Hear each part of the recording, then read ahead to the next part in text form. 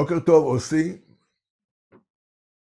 רציתי לשאול אותך, אחרי 5 חודשים של מלחמה בישראל, איך השפיעה עלייך המלחמה הזאת?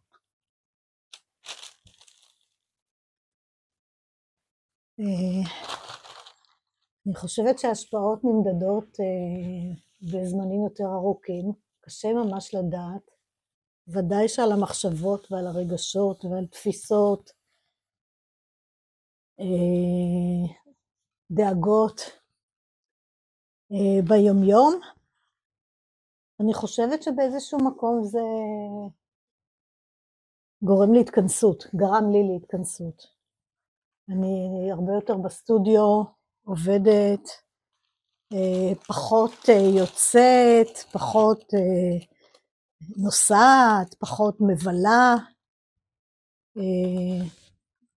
אבל מצד שני גם מנסה לשמור על שגרת חיים רגילה. זה מין סתירה כזאת שתופסת כל פעם שמשהו קצת יוצא משגרה, קצת יותר נינוח, קצת יותר נחמד, נעצר והמחשבה על מה שקורה, על מה שיקרה, על החטופים בעיקר, משפיעה על חיינו. יש עבודות באומנות שהושפעו, או עבודות שלך שהושפעו מהסיטואציה מסביב? אני בטוחה. גם זה קצת קשה להגיד, או אני יודעת, צריך פרספקטיבה של זמן, אבל אני יכולה להגיד שהצבע השחור הרבה יותר נוכח בעבודות שלי מאשר בעבר.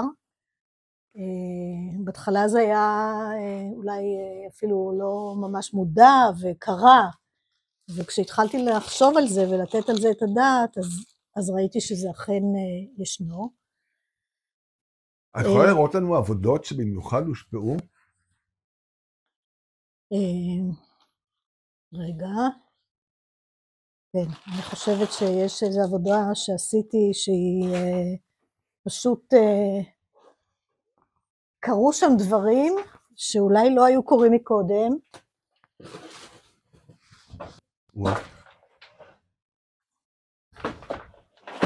אתה יכול לצלם את העבודה הזאת? תרים לה את הפעם מולנו.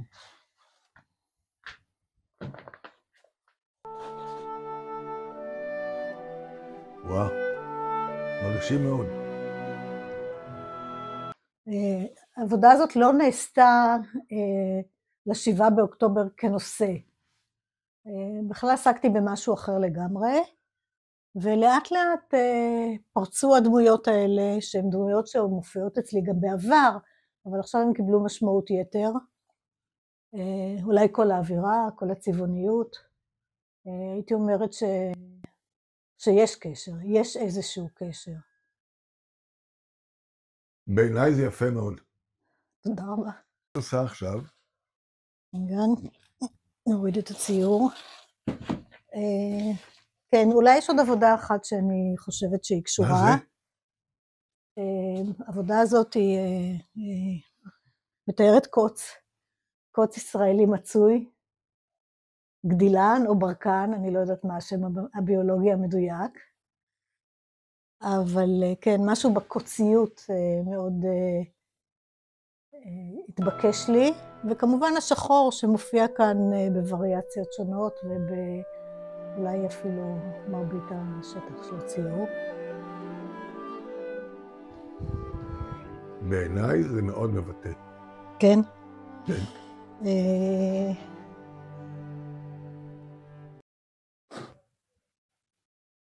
מה אני עושה עכשיו? עכשיו אני בעצם עושה עבודות שהן הדפס,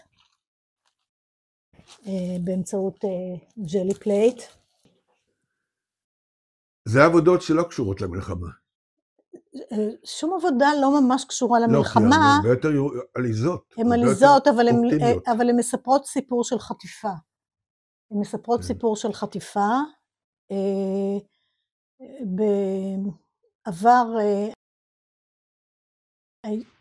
קראתי סיפור אמיתי שהופיע בעיתון על גננת בצרפת שאיזה פושע נכנס לגן שלה וחטף אותה וכמה ילדים כבני ערובה, והיא הצילה את הילדים האלה בזכות זה שהצליחה לשכנע את הילדים שהיא מספרת להם סיפור של כיפה אדומה וחוטף שבא לשמור עליהם מפני הרעים, וככה 2 יממות. והסיפור הזה מאוד הרשים אותי, וציירתי סדרה של כיפות אדומות וזאב, זאב רע, שגם כן אני חושבת שנזכרתי בסיפור הזה בעקבות אירועי 7 באוקטובר. יפה. מוזמן לבלגן.